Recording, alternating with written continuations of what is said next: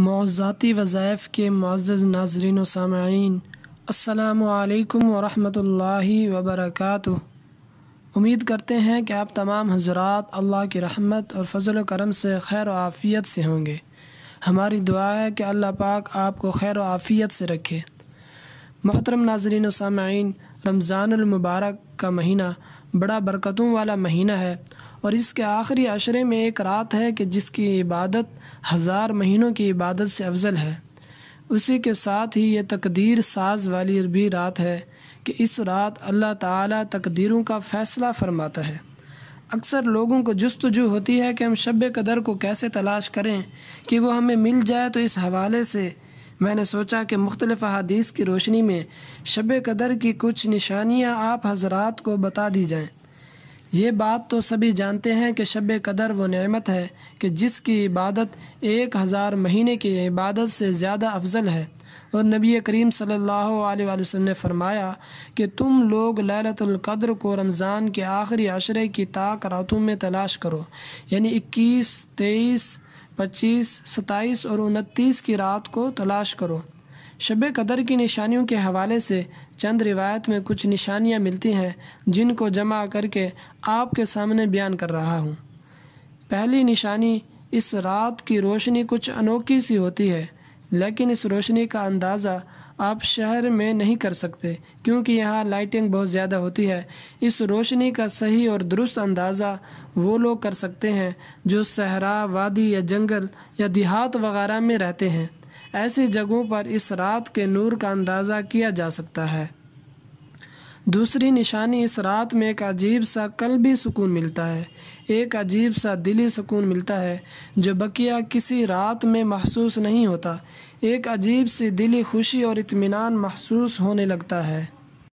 اور تیسری نشانی، اس رات نہ تو کوئی آندھی آئے گی اور نہ ہی کوئی زلزلہ آئے گا، بلکہ پرسکون رات ہوگی، پرسکون ماحول ہوگا، کوئی تیز ہوا بھی نہیں ہوگی، بلکہ ہلکی سی پرسکون اور پرسرور ہوا ہوگی۔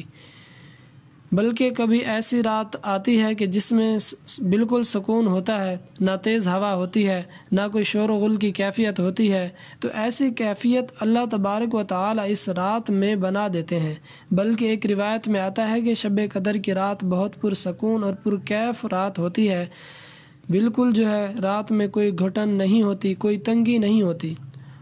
چوتھی نشانی یہ ہے کہ اس رات نہ تو زیادہ گرمی ہوتی ہے اور نہ زیادہ ٹھنڈ ہوتی ہے، بلکہ موسم معتدل ہوتا ہے۔